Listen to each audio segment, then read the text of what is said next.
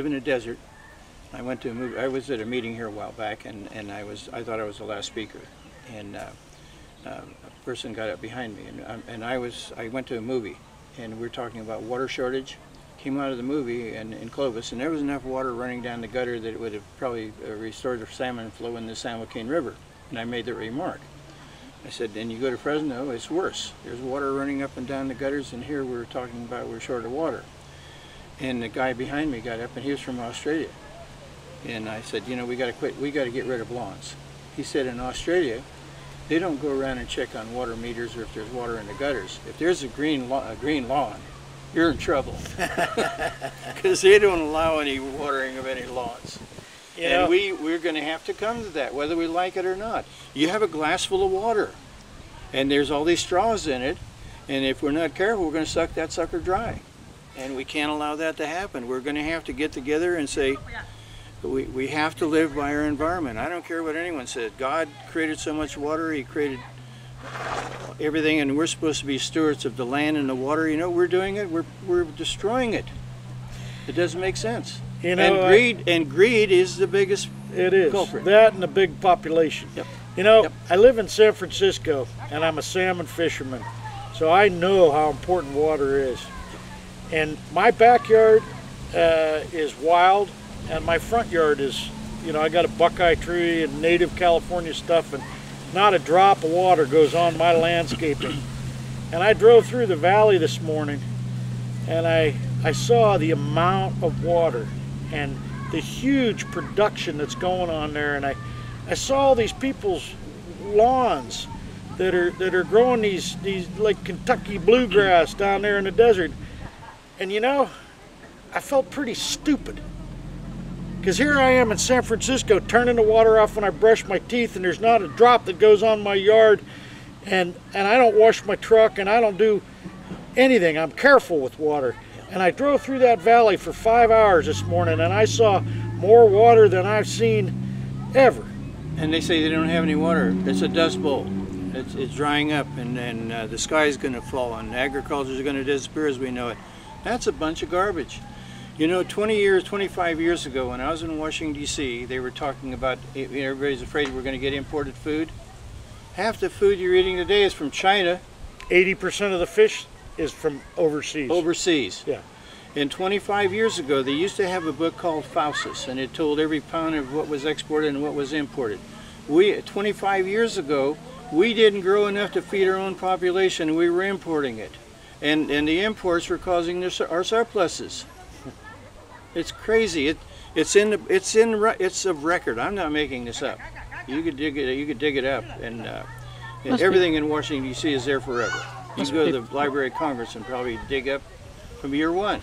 When there's a meeting in Fresno, you need to get busloads of people like we don't have busloads anymore. Let me tell you. When I started fishing, there was 4,700 salmon boats in California.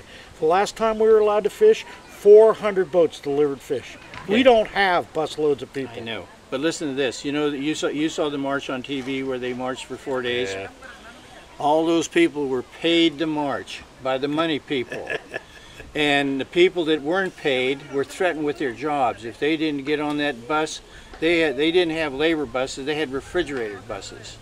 And same way when they had the protests in Fresno. The city of Fresno lost $10,000 on just because of cars not being able to park downtown because of the protests, blah, blah, blah. We had people going out and asking those people, are you paid? Some of them said, yes, we're being paid. Some said, no, we're not getting paid, but if we didn't show up today, we wouldn't have a job tomorrow. The real family farmer today is kind of like I used to be before I retired.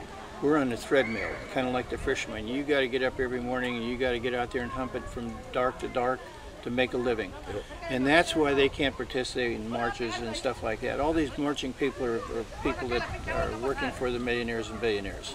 That's the problem. You and I can't go out and hire busloads of people to represent us and come to Fresno and challenge these people. We don't have the money. I've always said money talks and you know what walks. Yeah. And that's the sad part of it boils down to greed and money. And it does. The same way with water. I've been told this for years now. Follow the money and that's where the water goes. But we have to stop. The public, I don't care. I've always said, as long as there's one person fighting, we're still the majority. When no one is fighting, the last guy turned off the lights. But as long as we're breathing, we have to keep fighting. Yeah. And I think we're going to turn it around. But we have to keep after it. Maybe just you and I might be the only two people standing fighting, but we're going to educate them one at a time. That's what it takes. That one person is going to tell one person, and we're going to get the truth out, and we're going to turn it around. It's all about public trust resources. The people own this water, these fish. These are Absolutely. public trust resources, and the people need to say enough. Fresno, the city of Fresno gets 8% of the river, and the river runs right through Fresno. Does that make sense? No. Our aquifer is going dry. We have some water here, but you go down a couple miles, it's dry. Yeah. And they talk about water banks and everything, and they're buying land and spending buku tons of money. Put the water back in the river, it's free. Nature created a natural riverbed, gravel sand bottom. It's natural. Nobody can duplicate what nature has done. Or God has. You know, they say when water goes to the ocean, it's going to waste. There isn't one drop of water that ever goes to waste. No. That water was put in that river to go someplace for a reason. The San Francisco Not only the estuary aquifer, is the biggest estuary on the coast of both Americas. It's the biggest estuary on both coasts. Yeah. There's herring and smelt and salmon and Yeah. a million things that depend on that freshwater outflow out the gate. Yeah. When we had, before this last administration, we had some good water flows. The crab came back. We had the best crab landing since like the magic. 50s. Like magic, Yeah, huh? yeah. You know, when they had what the heck they call it, they had a term for it. It was an experimental flow. And they planted trees and they turned the water loose for maybe a year. And the river been dry for 50, 60 years, so there was a half a dozen of us had canoes, and we wanted to be the first on the river in 60 years, and we went down, and it was amazing. The water had been in the river probably for a week. And all the way down through the dry section, there were ducks, geese, fish, almost as if by magic they were there overnight. Yeah. And they say the salmon won't come. Yeah. Baloney, you put fresh water in that ocean and they'll follow that fresh water. Yep, I don't care where the hell it's coming from. They will.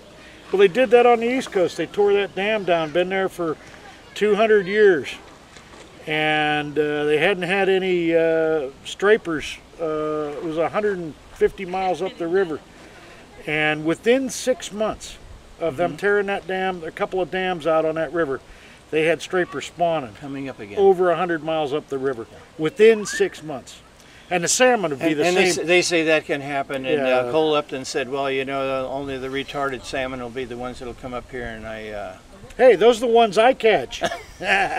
listen, you put some fresh water out there and they're going to come. Yep, I know it. It's like they say, you build a ballpark and they'll come. You put water in this river and they're going to come. Yep, they will. Yeah, no question about it. No question in my mind. Listen, when the salmon come up the river, I'll be I here. hear they're I'll not. come up. I hear they're not going to allow us to fish for the first couple of years. But I'll tell you what, the first year that they allow, I'm going to invite you. We're going to come up and we're going to get in a boat and we're going to catch a fish and barbecue it right on the bank. Walt, when I'm allowed to go to sea and catch a wild California king salmon again, I'm going to bring one up and barbecue it at your orchard. Call me, and I'll come down to your place. I like San Francisco. It's my favorite city.